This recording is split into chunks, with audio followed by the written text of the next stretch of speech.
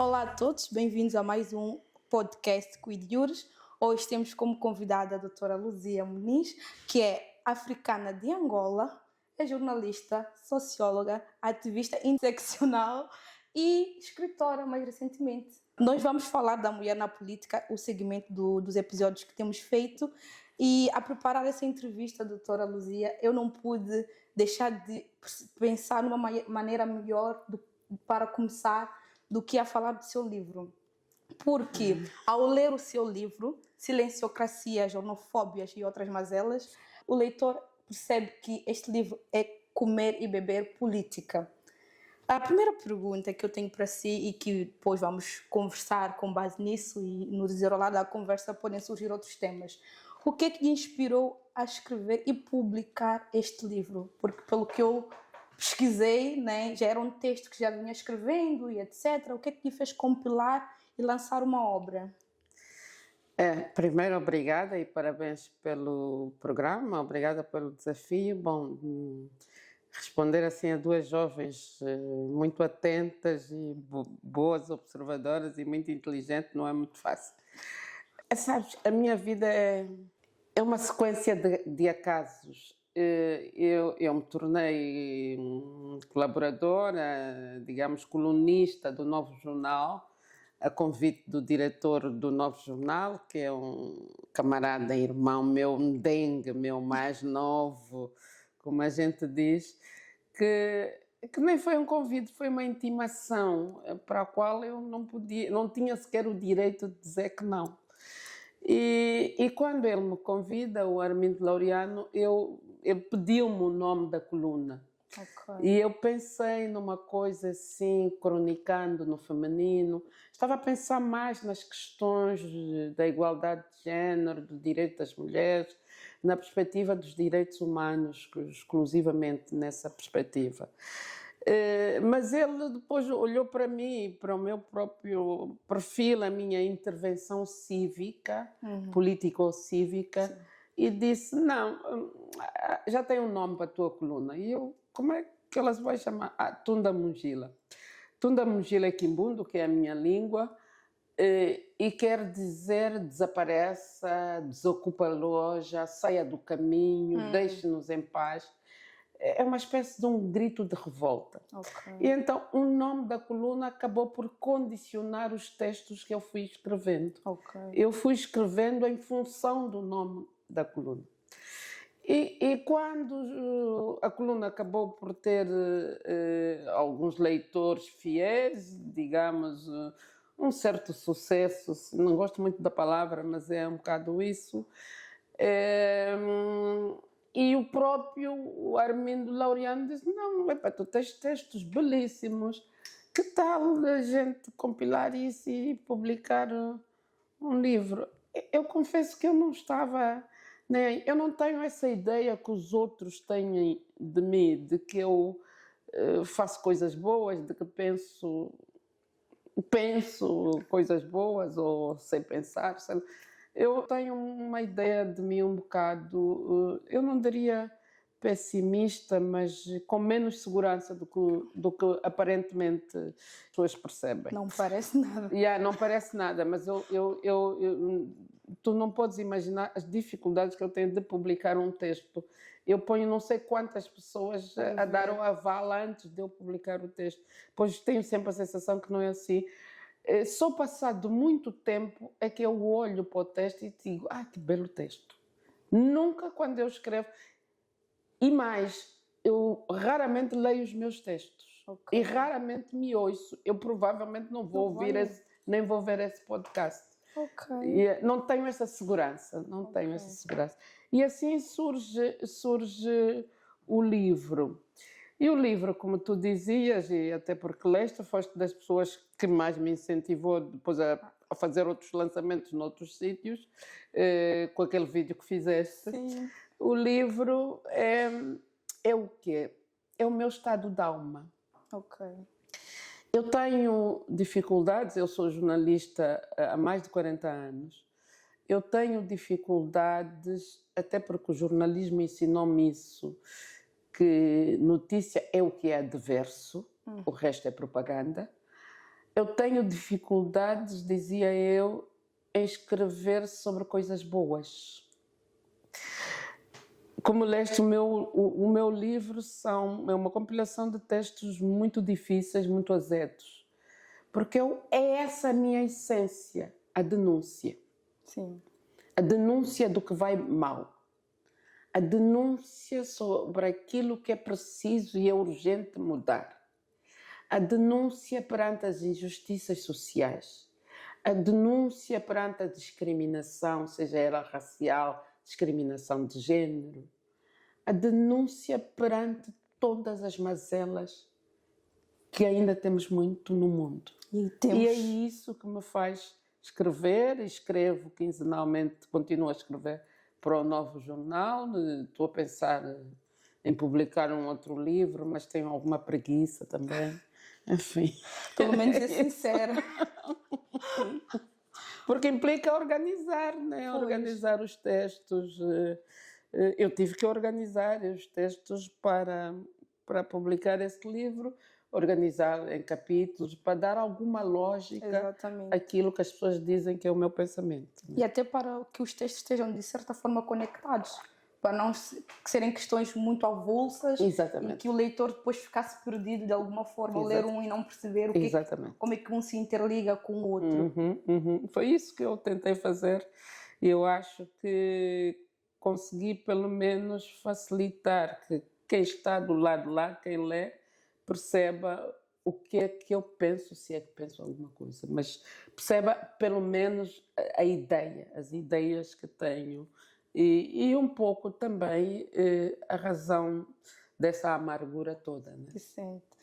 Será que essa amargura terá a ver com as suas vivências enquanto mulher africana? Tem a ver com tudo. Tem a ver com o passado colonial também que eu vivi. Em 1974 eu tinha 12 anos e eu já tinha vivido uma experiência, não diria longa, mas 12 anos é o suficiente para perceber um pouco o que se passava à minha volta. E porque tinha na família nacionalistas que se opuseram e que passaram por cadeias por oposição, por lutar contra o regime colonial fascista, que era duro, duríssimo. Vivia a discriminação racial na escola, que eu andei na escola, entrei para a escola aos 6 anos, vivia-se a discriminação racial. E fui percebendo também com o próprio crescimento, com a própria maturidade, até porque eu entrei para a política muito nova, aos 12 anos, exatamente em 1974, depois do 25 de Abril. Então fui-me temperando para as questões de justiça social, que eu acho que se nós não nos revoltarmos contra a injustiça, a nossa passagem pela terra não vale a pena. Sim, não vale a pena.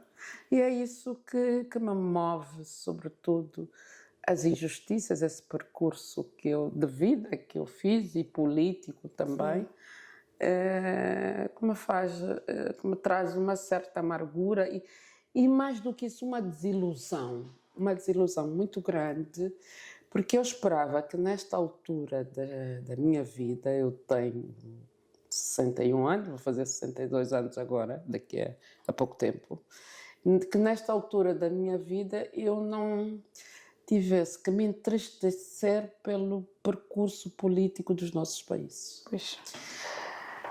Porque nós fizemos a revolução, a minha geração fez a revolução, na perspectiva de que a tua geração não estivesse a sofrer pelos mesmos problemas. E não tivesse que emigrar em busca de educação, em busca de saúde. A minha geração migra em busca de saúde. E então isto fica cá dentro uma desilusão muito grande e uma dor grande quando eu vejo, ouço diariamente o tipo de sociedade intolerante, a falta de capacidade disponibilidade mais do que capacidade para ouvir o outro, o atrofiamento da sociedade, criando sociedades monolíticas. Não foi nada disso que a gente combinou. Não foi para isso que lutaram. Não foi para isso que se verteu muito sangue. Exato. Morreu muita gente por essas independências. As lutas pelas independências estiveram certíssimas. O que não está certo é o que nós fizemos com a independência. Exato. E esta é a minha forma de luta, porque não consigo fazê-lo de outra forma. Exato. Até porque ao ler o seu livro, eu notei que não foi só de Angola que a doutora Luzia abordou no livro. Vi Moçambique, vi Cabo Verde, vi Guiné, vi outros ordenamentos, outros países. E uma das coisas que ficou muito na minha cabeça é que elogiou, no meu ponto de vista, posso estar enganada, elogiou o governo cabo-verdiano, o governo agora, o atual. Acha que Cabo Verde pode ser um exemplo para os outros palopes? Eu acho que Cabo Verde não pode ser, é um exemplo. Okay. Porque se nós compararmos, por exemplo, Cabo Verde com Angola, com Santo Tomé, com Guiné-Bissau, com Moçambique, Cabo Verde é de facto um exemplo. Aliás, o livro abre com um texto que se chama A Lição de Cabo Verde. Exato. E é mesmo por essa razão, por este exemplo que Cabo Verde nos mostra todos os dias, e vimos agora no CAN, no futebol, no CAN de Abidjan, a entrega do chefe de Estado, a relação próxima entre as pessoas, sem aquela barreira que se cria num país como Angola, como Moçambique, em que o chefe, eu tenho dificuldade de chamar líder, porque liderança é muito mais do que isso. O chefe ou o presidente é Sua Excelência, e que a sua ação de excelência não tem absolutamente nada, pelo contrário. Então, Cabo Verde é isso. Eu tinha estado na campanha eleitoral do Zé Maria Neves, em que ele ganhou as eleições, e eu fiquei eufórica com a vitória, porque estava à espera que ele ganhasse. Mas quando as coisas se concretizam, nós ficamos muito felizes, né? E eu fiquei eufórica. E foi o texto mais fácil que eu escrevi de todos esses textos. Porque eu normalmente penso muito no que vou escrever, talvez por ser um texto positivo, mas para além do positivo, ele tem sempre por detrás uma coisa negativa, que é chamar a atenção aos outros do que não estão a fazer e que Cabo Verde está a fazer. Porque Cabo Verde demonstrou isso. Eu estive na campanha e cruzei com a campanha do adversário, do Zé Maria Neves, o Carlos Veiga, e não há ataques porque uns estão na campanha X e outro na campanha Y. Os cabo-verdianos não são militantes de partidos, são cidadãos cabo-verdianos. E é isso que Angola e Moçambique não fizeram. Não construíram a cidadania e deram primazia à militância. Não se constrói uma nação com militantes. As nações constroem-se com cidadãos. E Cabo Verde está a fazer isso. É por isso que Cabo Verde é o exemplo. Não é por ser rico, como são os nossos, aquela riqueza extrativa, né? Mas é porque o Cabo Verde aposta no homem e na mulher cabo-verdiana. E esse homem e mulher cabo-verdiana, não importa a latitude, não importa o local onde resida, onde viva, temporária ou definitivamente, tem os mesmos direitos que qualquer cidadão cabo-verdiano. E cabo-verdiano é o exemplo porque valoriza a diáspora. Exato. Por tudo isso, eu acho que podíamos aprender. Eu costumo dizer, não a brincar, mas a sério, que todos, sem exceção, todos os governantes de países como Guiné, Angola, Senegal e outros países africanos deviam fazer um estágio, uma espécie de um workshop, um seminário, em Cabo Verde, com as autoridades cabo-verdianas. A África estaria muito melhor. Estaria noutro lugar. Porque a África é a minha preocupação central. Exato. Exato.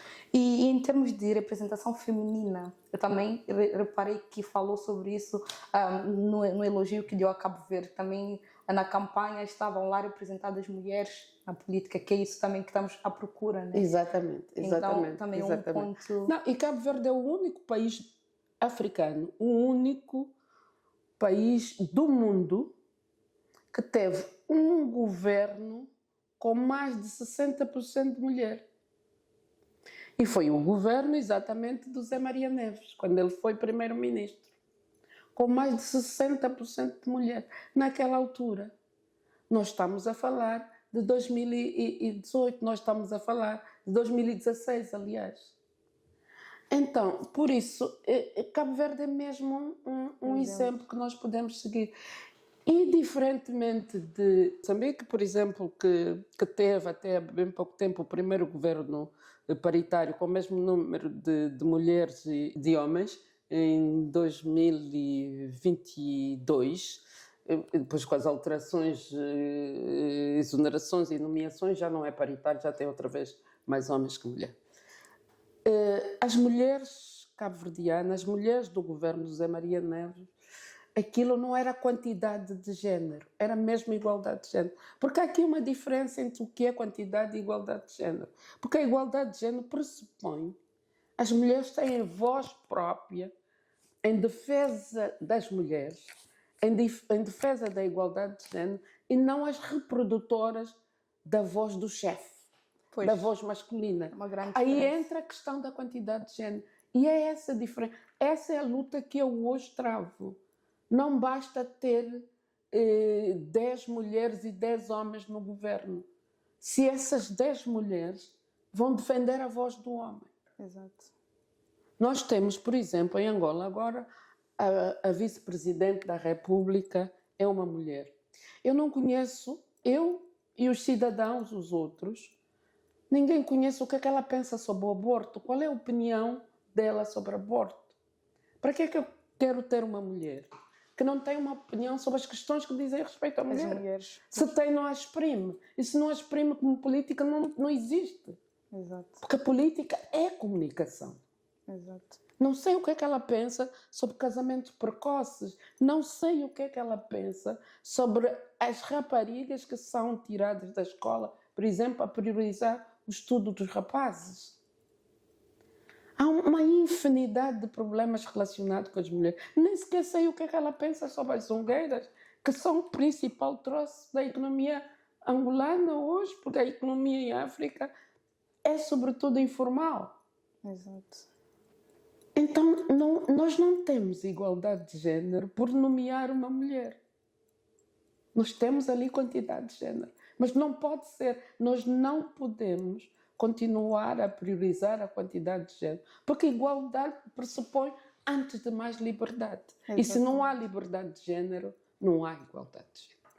Exatamente. E este é o meu combate. Porque é exatamente essa questão de não é o número de mulheres que estão nesses cargos, mas é o poder da mulher, por sua livre iniciativa, tomar decisões, ocupando o cargo que ocupa. Exatamente. E nesse aspecto, eu não sei, a doutora Luzia, por favor, esclarece-me, não sei se em Angola existe aquela cota mínima que em alguns países existe, por exemplo, de mulheres que devam ocupar cargos de tomada de decisão. Sim. Existe a própria União Africana e a SADC, que é a nossa região, estipularam uma cota nunca inferior a 33%. Sim. Mas nós sabemos como é que esses países funcionam. As diretivas não são cumpridas. De tal forma que, não sendo cumpridas, dificilmente elas são implementadas. E há um retrocesso em relação a Angola, por exemplo, há um retrocesso a nível parlamentar. Nós já tivemos 38%, nós hoje temos uma percentagem inferior que anda aí muito perto, à volta dos 30%. Isto porquê? Porque como não há...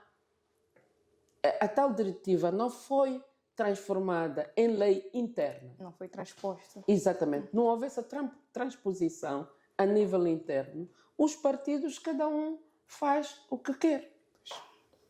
Então, fazendo os partidos o que querem, porque não basta que um partido faça, é necessário, não sendo lei interna, um partido pode fazer, mas o outro não faz. E se o outro não faz, não é possível chegar a essa paridade. É verdade que a questão do número, a questão estatística é importante. Agora, eu acho que não é determinante. Porque se nós tivermos um parlamento, por exemplo, com um parlamento de 100 pessoas, 50 mulheres e 50 homens, mas se essas mulheres entram mudas e saem caladas, e os 50 homens decidem tudo, quer dizer, se calhar vamos olhar, a única coisa que lá teremos são os saltos altos, né? E não é isso que se procura. Não é isso que nós queremos numa sociedade igualitária, numa sociedade livre, porque nós estamos a falar de direitos humanos. Nós estamos a falar de liberdade. Quando a mulher não consegue ou não lhe é permitido espaço para exprimir o que pensa, para ter uma agenda de acordo com a igualdade de género, que é uma agenda de defesa de direitos humanos. Quando uma parte considerável da sociedade, porque as mulheres são maioria no mundo, é relegada para um segundo plano, é dominada por uma minoria, isto tem nome. Chama-se apartheid social. E nós temos de fazer esse combate todos os dias, contra todo tipo de apartheid, incluindo esse tipo de apartheid. Pois, completamente de acordo. E depois essa questão da transposição, por exemplo, das diretivas, se calhar também, no meu ponto de vista, não existe uma fiscalização depois da própria União Africana em relação ao cumprimento efetivo dessas recomendações, digamos assim. Sabes, eu sou muito crítica das organizações do continente, quer seja a União, que abarca o continente todo, aliás, que é a única organização continental que tem no seu seio todos os países desse continente. Não existe mais no mundo nenhuma outra organização que tenha no seu seio todos os países do continente. A União Europeia tem meia dúzia, depois existem outras, na América existem os Estados, o Mercosul, depois tem os Estados ibero-americanos, tem não sei quantos, a Ásia também. Só o continente africano é que tem uma organização em que todos os países membros estão lá. E isto é de louvar e tem resistido, apesar de todas as crises, a organização tem resistido. Agora, quer a União Africana, quer as organizações regionais, como a CEDEAO, como a SADC, como a CEEAC, como a Organização do Magreb, essas organizações, na minha perspectiva, pecam por uma razão. Elas parecem mais clubes de chefe de Estado do que organizações dos povos. Por isso é que não há tal fiscalização. E nós vamos assistindo agora, a propósito dos golpes de Estado, uns constitucionais, outros militares, nós vamos assistindo como é que essas organizações reagem. Não reagem em defesa dos povos, não reagem em busca da dignidade dos povos, que é esse problema que nós temos em África. Nós somos livres, mas não vivemos com dignidade. E eu não vejo as organizações encaminharem-se para esse sentido. Precisam de uma reforma. E é urgente reformar, porque estão completamente obsoletas na sua funcionalidade. Elas funcionam a pensar em si própria, na relação entre o chefe de Estado, um chefe de Estado defende outro, porque quando há um golpe de Estado, eles reúnem-se logo a correr porque o amigo foi destituído. Exato. O que é que as populações pensavam sobre esse amigo deles destituído não querem saber. E porquê que foi destituído? Exatamente. Também era uma Exatamente. Para eles é irrelevante.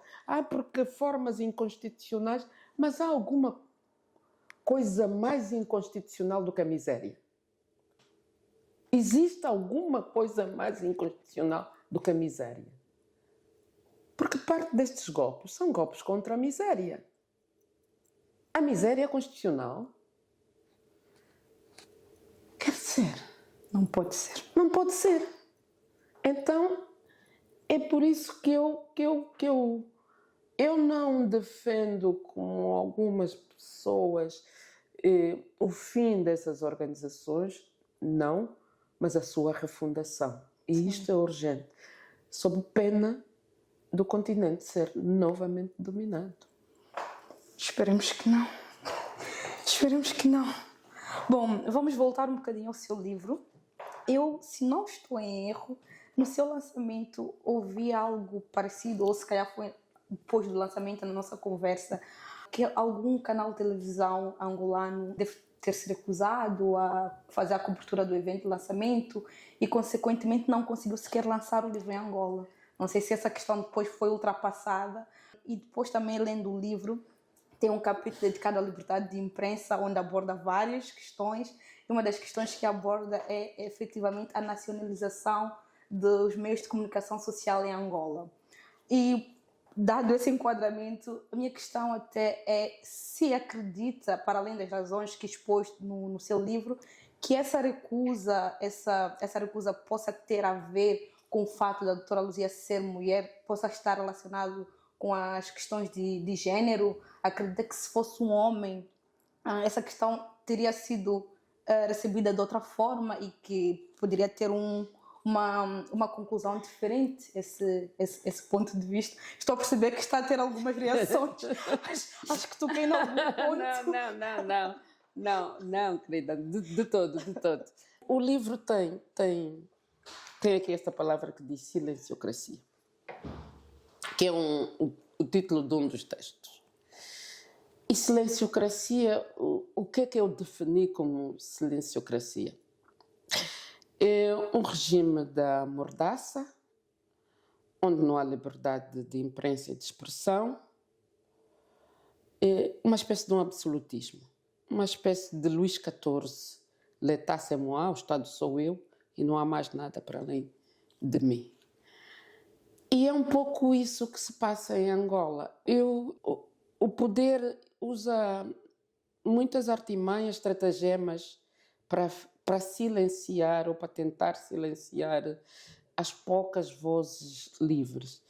Por quê? Porque para se perpetuar no poder precisa que a população não tenha consciência da situação em que vive, não tenha consciência, digamos, política da sua condição.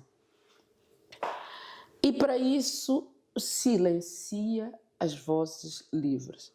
Eu tenho uma grande vantagem, eu vivo em Portugal, um país livre, onde eu posso escrever contra o Presidente da República, o Primeiro-Ministro, contra aquilo que eu quiser, manifestando a minha opinião e fundamentando. Não é?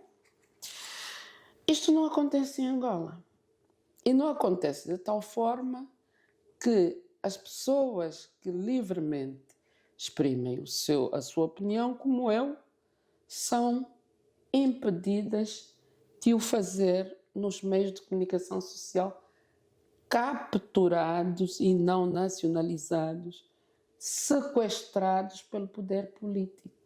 Porque a comunicação é um poder. Grande. É um grande poder.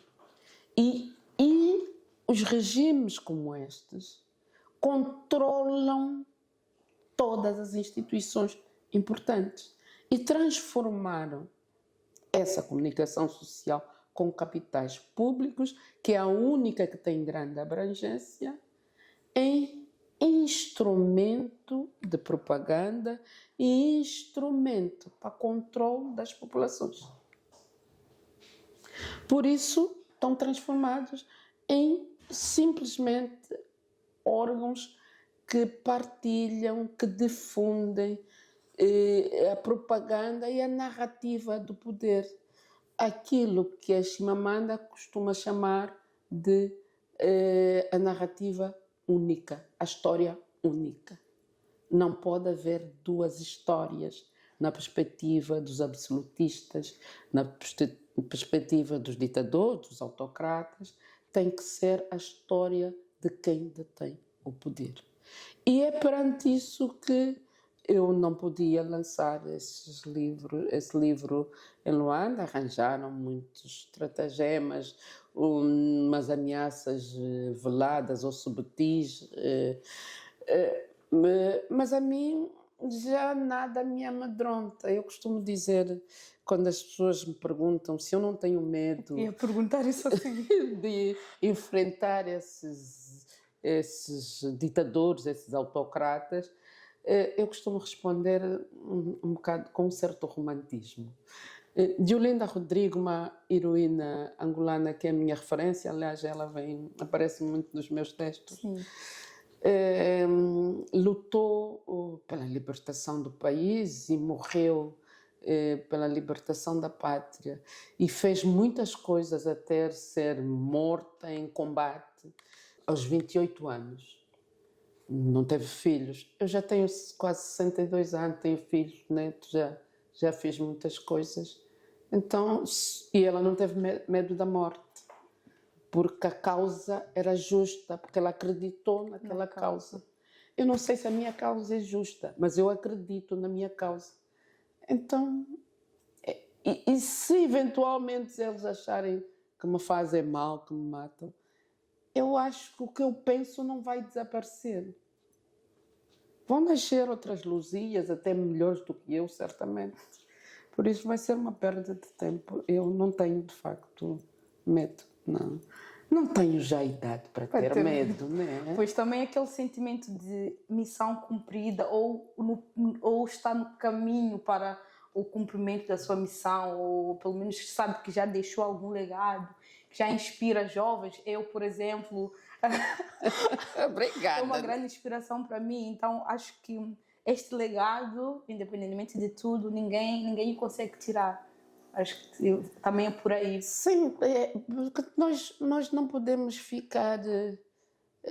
lemos, vemos, ouvimos, não podemos ignorar, como dizia Sofia de Melo Braina, né? Então, nós não podemos passar pela Terra e pensar que a única coisa que interessa no mundo é a minha vida.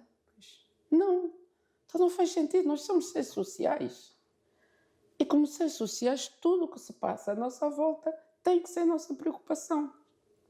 Eu tenho por princípio de vida não ser neutra.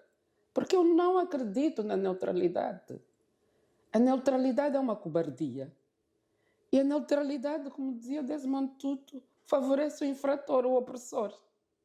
Eu não sou neutra. Eu tenho sempre partido. Eu tenho sempre opinião. Jogam duas equipas que eu não conheço de lado nenhum. Eu tenho uma equipa para a qual eu vou torcer, se tiver que torcer. Eu não acredito que alguém seja neutro. Eu não posso ser neutra em relação ao que se passa na Palestina. Como é que eu posso ser neutro? Há um genocídio e eu estou neutra. Espera lá, de que matéria é que eu sou feita?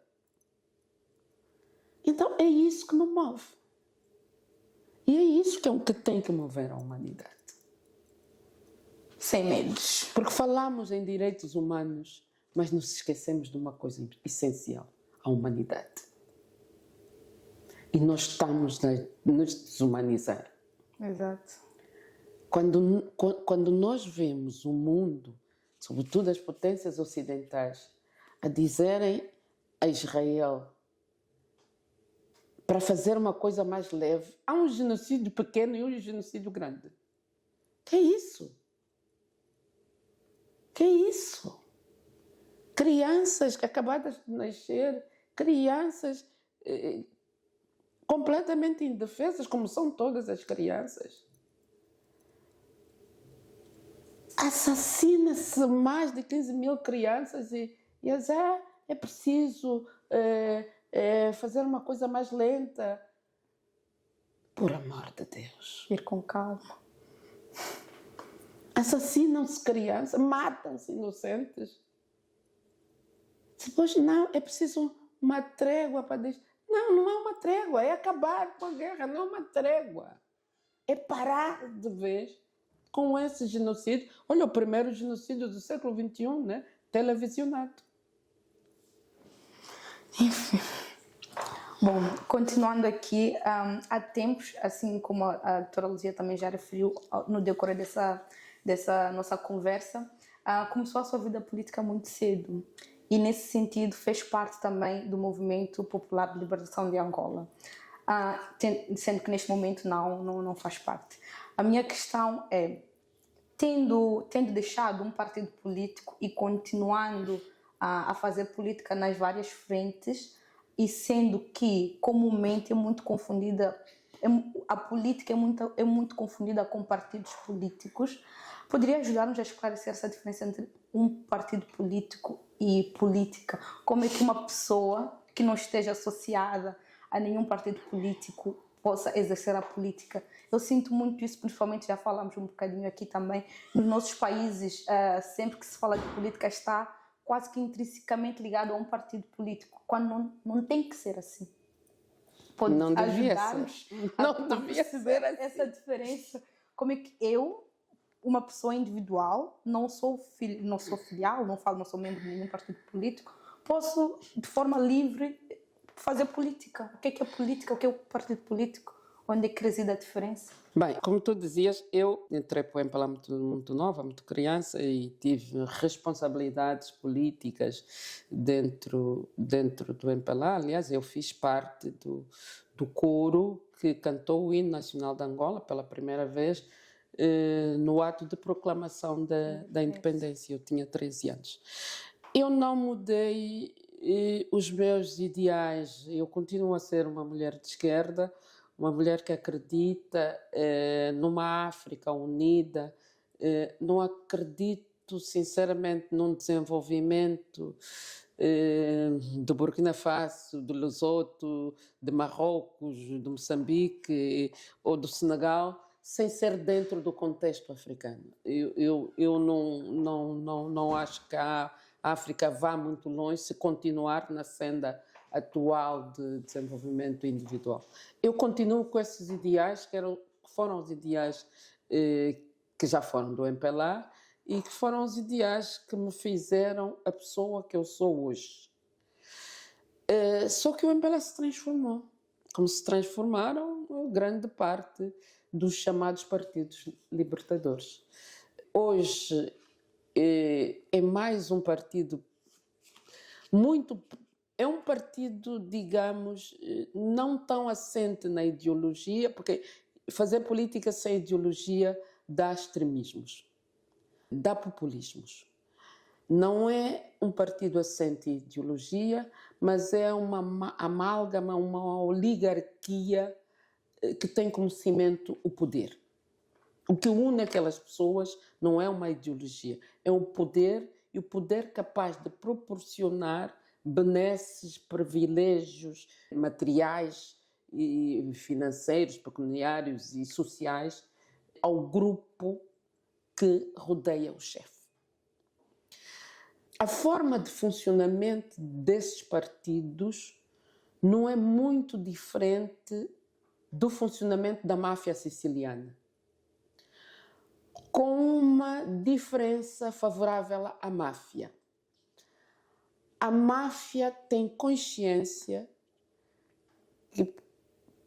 que a sua sobrevivência como organização criminosa, são organizações criminosas, depende em muito da adesão do público, das populações naquela zona. E então o que é que a máfia faz? Ataca o sistema, mas protege essas populações. Nos partidos ditos libertadores, faz-se exatamente o contrário. Retira-se o que devia servir às populações para servirem-se a eles próprios. E mantêm essas populações na ignorância, no obscurantismo, como forma de as dominar mais facilmente. Daí eles transformarem a sociedade numa sociedade partidocrática, porque criam uma falsa ideia de democracia. Nós não estamos a falar de regimes democráticos, nós estamos a falar de uma farsa que usa alguns elementos essenciais da democracia, como a realização periódica de eleições. Mas até nas ditaduras há eleições. O problema não é realizar eleições. Eleições para quê? Que tipo de eleições? Porque quer num regime, quer no outro, quer nas ditaduras, quer nas autocracias, quer no regime democrático, as eleições visam sempre o mesmo objetivo: a legitimação do regime. E as eleições nas autocracias, como nós temos no caso de Angola, no caso de Moçambique, as eleições visam exatamente a legitimação do governo, a legitimação do regime, para criar a ideia do outro. E normalmente é para o estrangeiro ver, não é preocupado com o que o nacional vive e pensa, de que há democracia. Nós até realizamos eleições, nós até temos uma comissão eleitoral, mas uma comissão eleitoral que é controlada pelos partidos-estados, que é o que nós temos. Agora, o que nós fazemos é política. O que eu faço é política. Escrever, denunciar é política. Este vosso programa é política. Não tem que ser necessariamente política partidária. Os partidos são indispensáveis para uma democracia. São. Mas a política é tão importante que não pode se esgotar nos partidos. E em política, em democracia, existem os grupos de pressão. E os grupos de pressão são constituídos por agentes políticos. A sociedade civil não significa a política. Não há vida social sem política.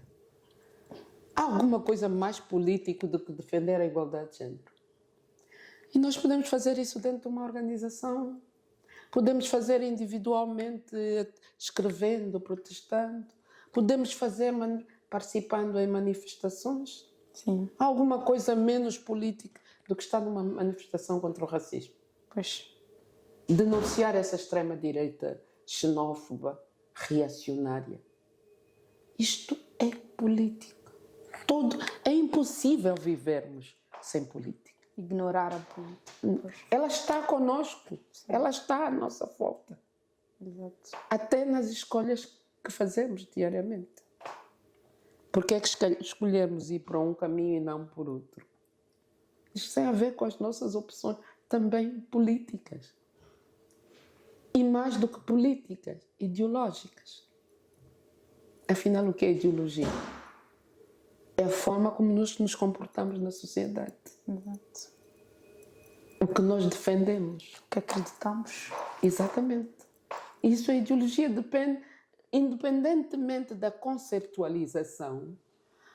As pessoas podem não saber definir uma ideologia. Não significa que elas não tenham ideologia. Exato. A conceptualização vem sempre depois. Mas existe dentro de cada um de nós ideologia em função daquilo em que acreditamos, defendemos e praticamos. Muito bem, muito bem. No segmento disso que estamos a falar, sendo que também o essencial deste podcast, essa nossa conversa, é destacar o papel da mulher na política. Neste sentido, na sua opinião, qual é a importância, se bem que acredito que já falamos assim por alto, qual é a importância da mulher na política e, para si, quais são as suas grandes fontes de inspiração nesta área? Lendo o seu livro, já mencionou aqui também, a Deolinda Rodrigues foi uma grande inspiração e continua a ser também, de certa forma. Para si, quais são outras mulheres que lhe inspiraram e lhe fazem acreditar, juntas vamos conseguir? Duas partes dessa pergunta. A primeira parte é o que é que nós devemos fazer qual é o papel da mulher na política. Eu sonho, e sonhar não é pecado, eu sonho com um mundo dirigido por mulheres. Uau. Porque significa um mundo com mais paz e menos guerra. Significa um mundo com menos corrupção. Há estudos das Nações Unidas que dizem isso, que os homens são 3 vezes mais corruptos do que as mulheres, no cômputo geral. E acho que um mundo também menos desigual do que nós temos hoje. Nós temos um mundo muito desigual, precisamos de uma nova ordem e precisamos de mais mulheres, mais vozes a serem ouvidas. Por isso, eu acho que as cotas são importantes, são sim, mas mais do que as cotas, nós precisamos de políticas, porque não basta as cotas, porque vamos pensar em cotas de 50%. Mas nós temos que ter políticas que nos permitam que esses 50% de cota sejam efetivamente para favorecer não no sentido de favor, mas de criar igualdade, o lugar da mulher. Porque nós temos que pensar que vivemos numa sociedade, e o mundo ainda não mudou nisto, que a maternidade ainda é exclusiva das mulheres. Eu não estou a dizer a paternidade, estou a dizer mesmo maternidade. E uma mulher grávida ou uma mulher com um filho recém-nascido tem muito mais condicionalismo para fazer uma carreira política de sucesso do que o pai dessa criança. Então, nós temos, para além das cotas, as cotas por si só é muito pouco. É preciso adotar políticas para que a mulher não fique prejudicada por decidir ser mãe. E isto é um caminho que as mulheres políticas têm que fazer e defender. E a outra questão, por exemplo, em Portugal, neste caso, e tu és estudante, certamente até percebeste disto, há uma área que pode levar a que nos próximos tempos, nos próximos anos, nós tenhamos as mulheres novamente excluídas. Eu estou a falar do conhecimento digital, que é dominada por homens. Entramos para as faculdades de engenharia e olhamos para os cursos de engenharia informática e ficamos espantados. E isto não é só o presente, isto é o futuro.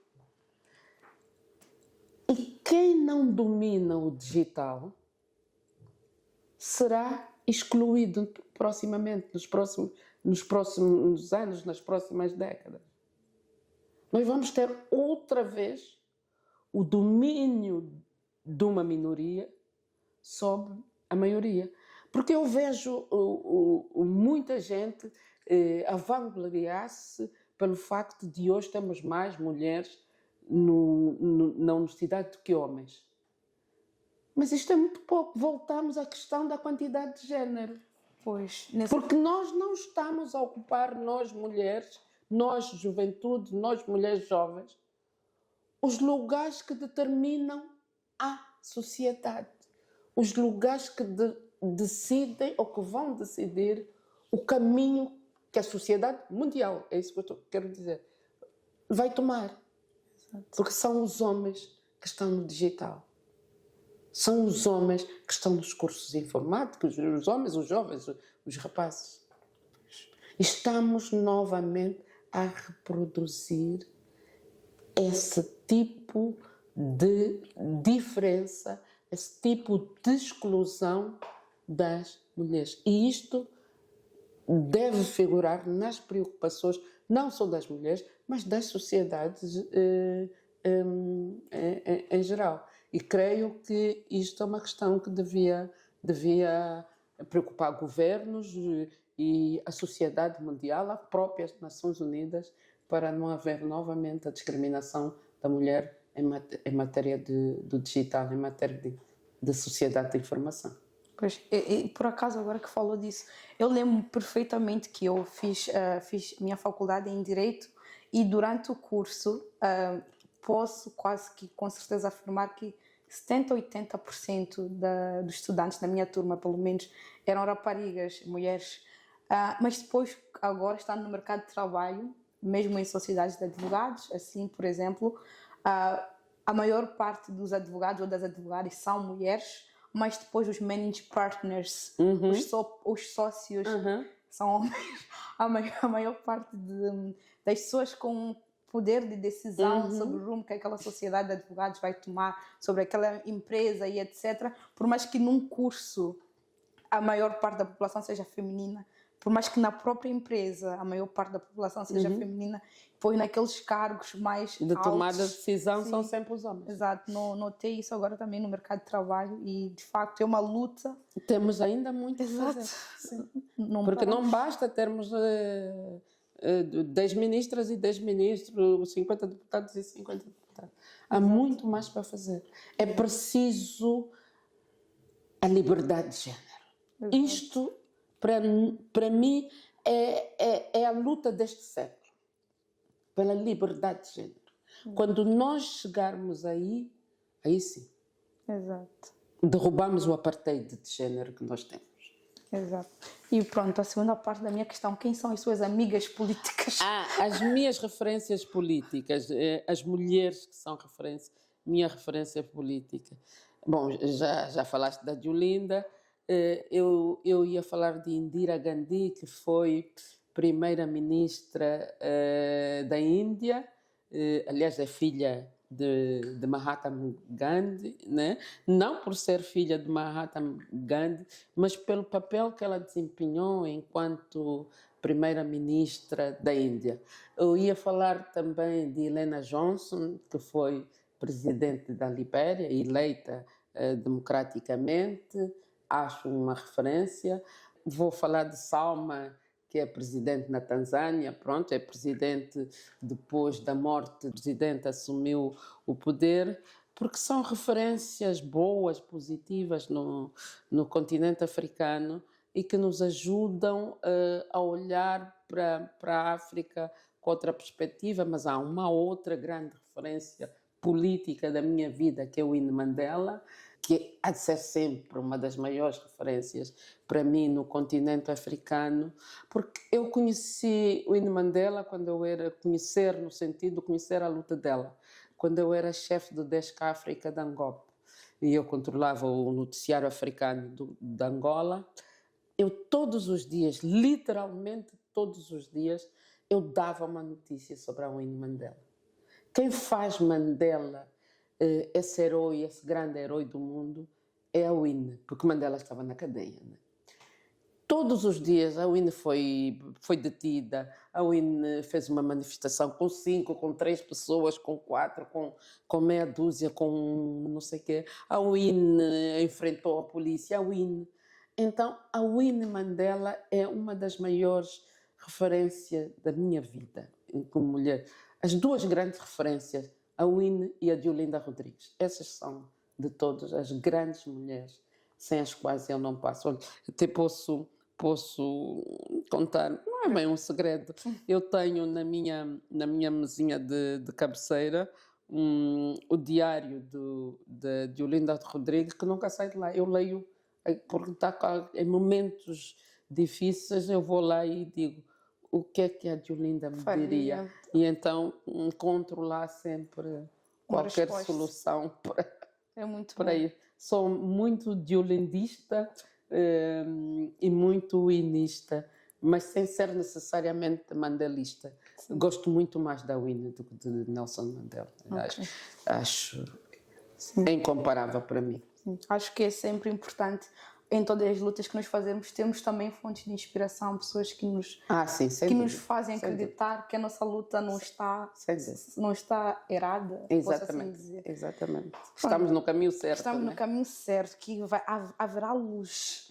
A minha questão seguinte, a minha próxima questão, está relacionada com as jovens, onde eu me insiro nesse caso. Claro. O que é que acha que é, ou como é que acha que as jovens, principalmente mulheres africanas, jovens no geral, qual é o lugar delas e o seu papel na política? O que é que como é que estas podem começar a sua vida política, porque aquilo que eu sinto é que mesmo quando se fala em política, as pessoas têm tendência sempre a relacionar a pessoas mais velhas, a pessoas mais experientes, as pessoas mais vividas, diria. Mas como é que jovens, mulheres, podem se posicionar na política também? Há duas formas. Uma pode ser através da sociedade civil, de organizações da sociedade civil. Estou a pensar em associações de mulheres, estou a pensar em associações ambientais. Cuidar da questão do ambiente é importantíssimo, sobretudo para a juventude.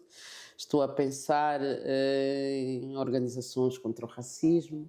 Como é que acha que está a situação política atual de Portugal e depois em comparação com os países africanos de língua oficial portuguesa, mais especificamente de Angola? Será Portugal também um exemplo a seguir ou nem por isso?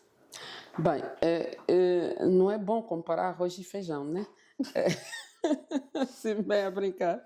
Não, nós não vamos comparar coisas incomparáveis. Portugal é uma sociedade democrática, tem uma estabilidade democrática, não significa que devamos adormecer, porque quem dorme na democracia acorda numa ditadura, é melhor não fechar o olho. E Angola é uma autocracia de todo, tem lá tudo, todos os elementos de uma autocracia.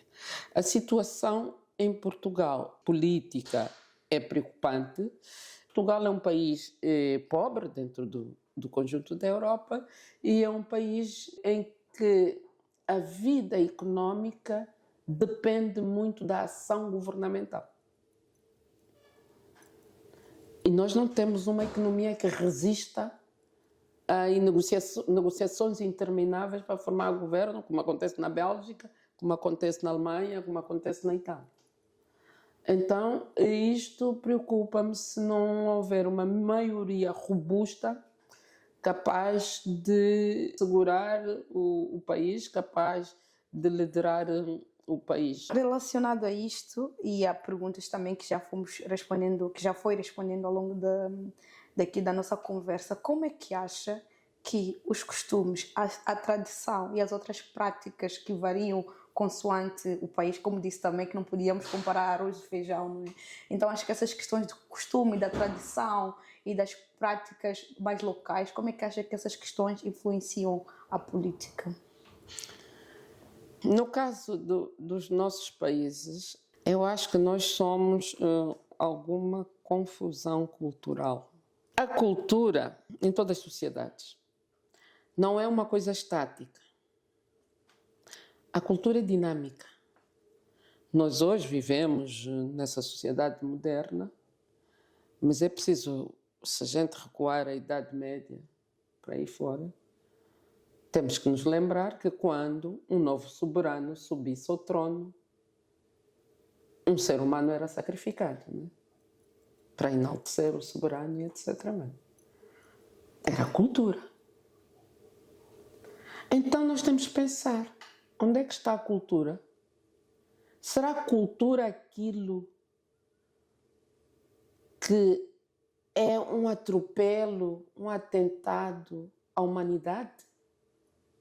Aos direitos humanos? Isto é cultural?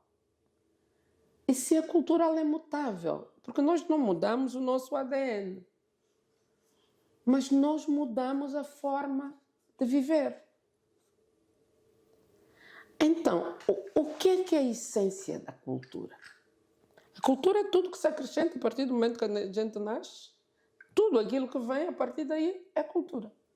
O que é que vamos comer, o que é que não vamos comer, o que é que vamos falar, como vamos falar, o que é que vamos vestir, os cabelos que vamos usar, tudo isso é cultura. Isto deve ser preservado.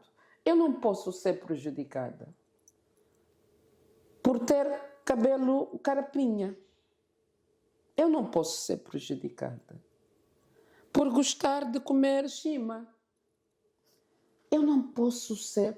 Eu tenho que ter o direito a usar desses meus valores culturais e identitários, desde que esses valores culturais e identitários não sejam desumanizantes. Porque há muita gente que tenta, por exemplo, justificar a poligamia como questão cultural africana. Eu costumo perguntar, cultural de quando?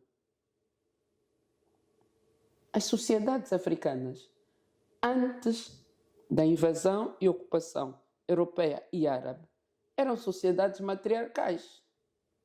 Então, culturais de que cultura, afinal?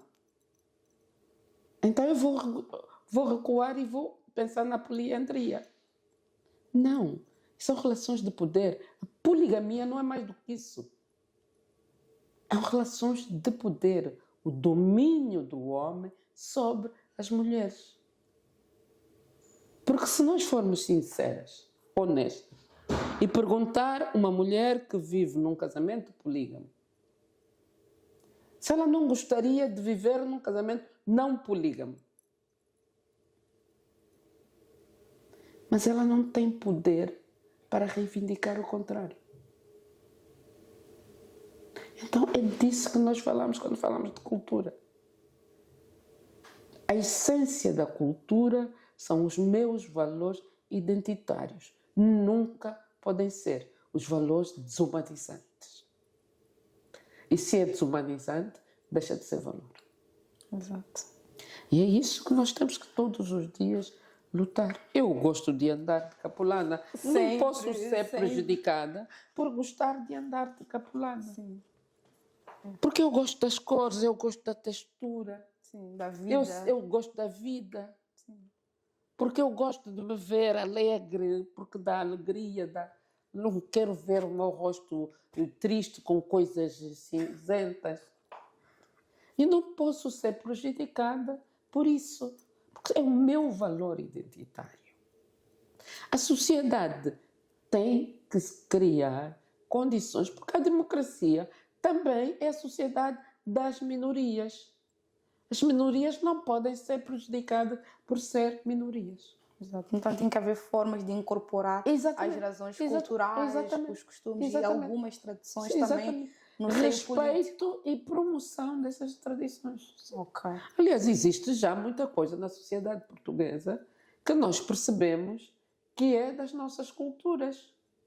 Mas há expressões como o bué, como o camba, cota, exatamente, meu cota aqui, cota ali. Sim. Isto é das nossas culturas. E nós não vamos chamar isso apropriação. Há quem ache que isso é apropriação. Eu não acho que é apropriação. Não, é as culturas andarem de mãos dadas. Exato. É isso.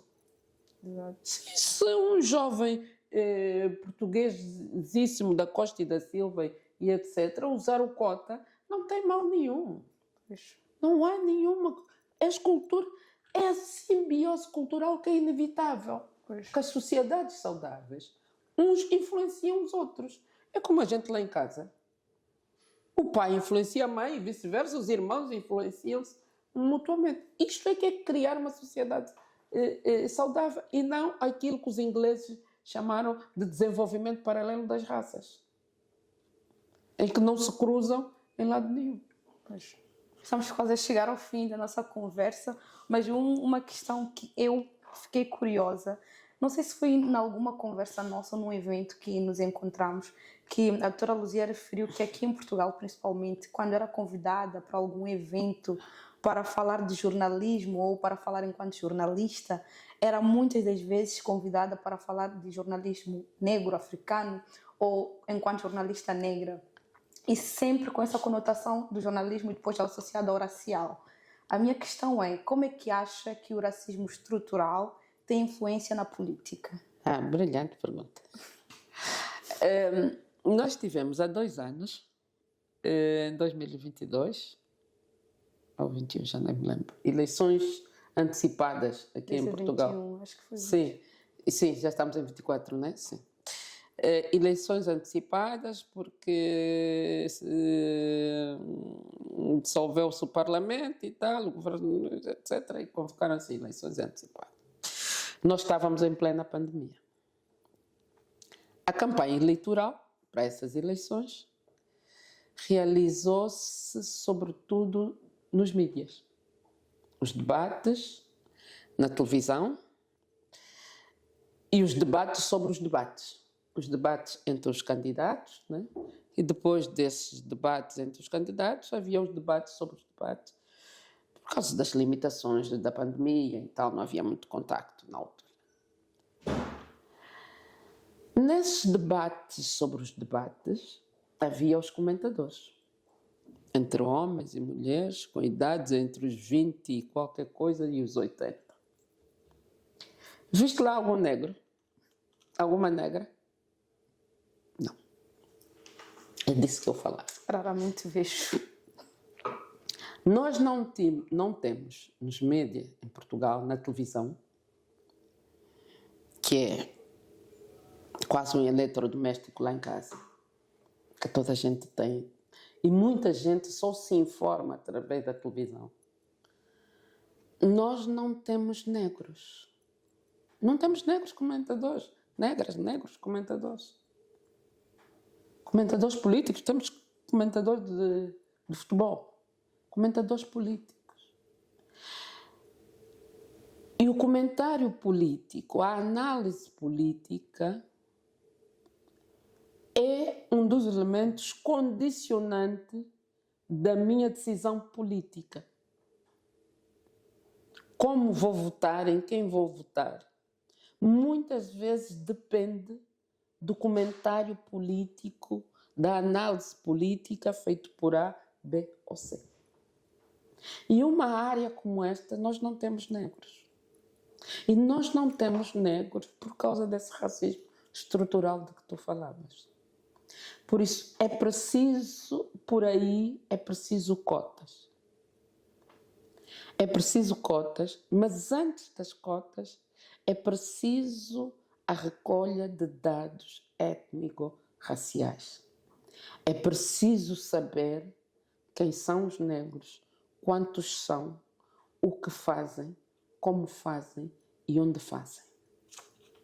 Porque não é possível elaborar uma medida política, um plano político, um programa político, se nós não sabermos a quem se destina. Por exemplo, Portugal adotou, e bem, cotas para o Parlamento. O Partido Socialista cumprisse, etc, etc. Por quê? Porque Portugal sabe que tem 54% de mulheres na sociedade. Qual é a porcentagem de negros na sociedade? Como é que nós vamos elaborar um programa sem saber? Seremos 30%? Seremos 25%? Porque tendo esse dado, é muito mais fácil elaborar essa política chamada de discriminação positiva. Porque uma coisa é elaborar uma política para 1% da população, suponhamos, outra coisa é elaborar essa política para 30%, como alguns estudos vão dizendo que os afrodescendentes, os negros, serão entre 25% e 30% em Portugal. É preciso isto até como instrumento de combate ao racismo. Exatamente. Porque combater o racismo precisa de medidas práticas. Exatamente. Combater esse racismo estrutural.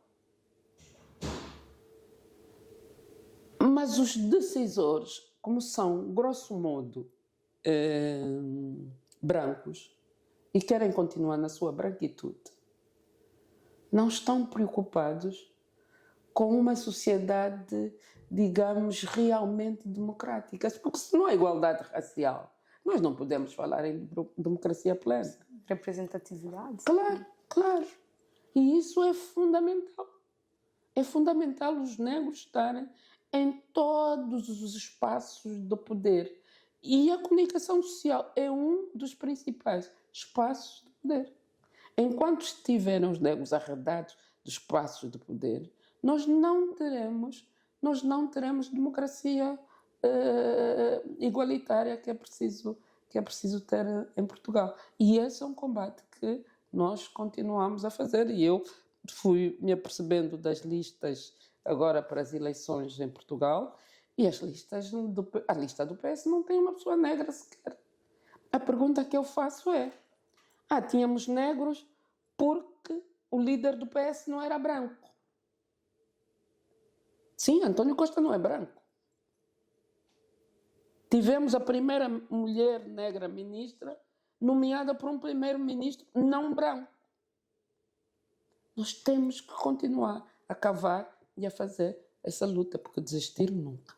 Exato, e uma coisa que eu sinto muito é quando nós vamos para essas questões estatísticas ou do racismo estrutural, por exemplo, quando nós falamos dessa falta de representatividade de mulheres negras ou de negros na política, e as pessoas vêm sempre, pelo menos para mim, com mas nós já tivemos uma ministra negra.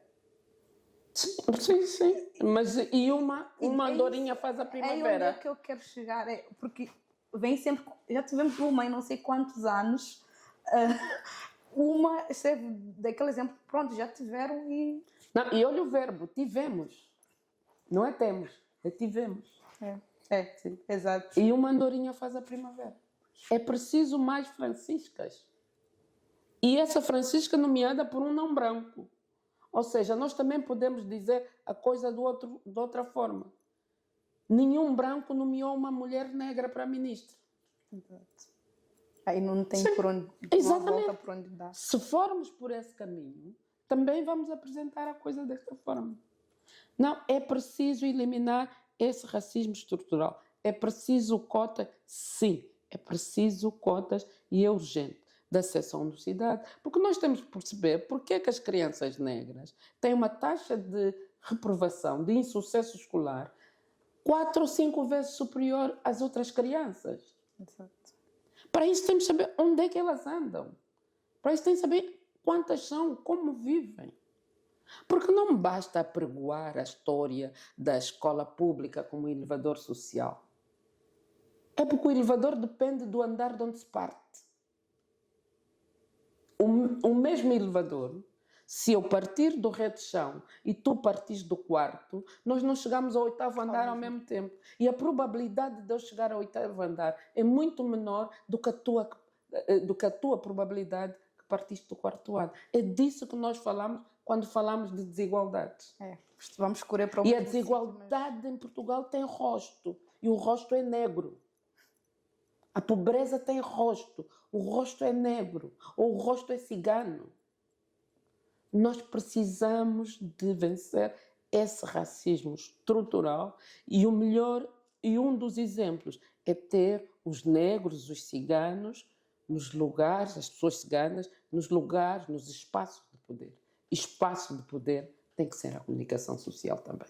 Não há outra forma, porque é preciso passar a mensagem. Exato. É preciso que aquela criança negra que está na escola, que tem 5 anos, que tem 10, que tem 12, se sinta ali representada. Exato. E é preciso outra coisa não menos importante. Nós precisamos de reformular o ensino da história. A criança negra não tem que ouvir que o tataravô da mãe dele ou do pai dele foi descoberto. Eu costumo dizer meio a brincar, mas a sério, porque supostamente Angola foi descoberta por Diogo Cão. Só um cão é que chega a um espaço e diz que está a descobrir, encontra sociedades organizadas, etc, e diz, eu descobri isso. Depois a história é vendida, era produzida. Exatamente. Os manuais escolares. Porque não se deu a descolonização do ensino. O 25 de Abril não chegou à educação em Portugal. Nós temos de fazer isso para criar uma sociedade mais saudável.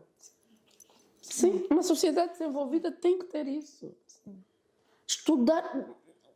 Por que é que os miúdos não estudam, por exemplo, os feitos da Rainha Ginga, que fez frente com um exército de mulheres? Fez frente a Portugal. A história não tem só um sentido. É preciso tudo. Por que que os miúdos não estudam que o 25 de Abril é resultado das lutas de libertação dos nossos povos? Não foi Salgado Maia e Otelo Saraiva de Carvalho que acordaram um dia e decidiram fazer o 25 de Abril. Foram as nossas lutas que pressionaram esse 25. Isto é preciso ensinar isso aos miúdos. Exato. Só assim que nós podemos criar comunidade. A palavra comunidade quer dizer isso. Comunidade entre nós. E não continuar o domínio de um sobre os outros. Tem que começar da raiz básica que é a educação escolar. Sem dúvida. Bom, já estamos no fim. Uma última pergunta para fecharmos a nossa conversa. Como tudo na vida, há valores e há coisas que são inegociáveis. Assim pergunto-lhe, vale tudo na política? Não, de todo. Não pode. Não pode. Não há política sem dignidade. Aliás, a palavra liberdade rima com dignidade. Não rima só foneticamente ou graficamente. Ela rima humanamente. Se eu não tenho dignidade, se a política não me traz dignidade, então não vale a pena. A dignidade das pessoas. As pessoas viverem com dignidade. É isso que nós não temos em África. Nós nos libertamos politicamente os países, mas porque as pessoas não vivem com dignidade, não é? Se eu não tenho o básico para viver humanamente, não há dignidade. Não pode valer tudo em política. Há um limite. E a fronteira é exatamente essa. A dignidade humana. Muito bem, assim foi a nossa conversa com a doutora Luzia Muniz. Doutora, quer dizer alguma coisa, alguma conclusão, alguma observação? Deixo aqui o livro para quem quiser adquirir, ainda está disponível, eu vi, então podem adquirir. Acho que é na livraria Hulk, se não estou em erro. Numa série delas, tantos livros, há uma livraria, tantos livros que também tem e outras, uma questão de procurar. Pesquisa.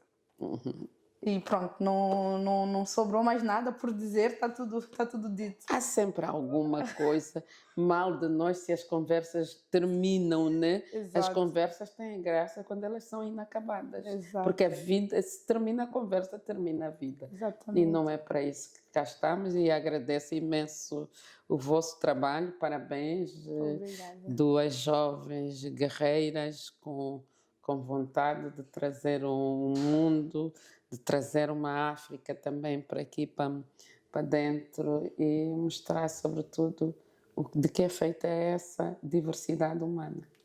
Obrigada. Só temos a agradecer a disponibilidade, a entrega, a dedicação e, principalmente, toda essa transmissão de conhecimento que eu senti que saiu desta conversa um bocadinho mais inteligente. Obrigada.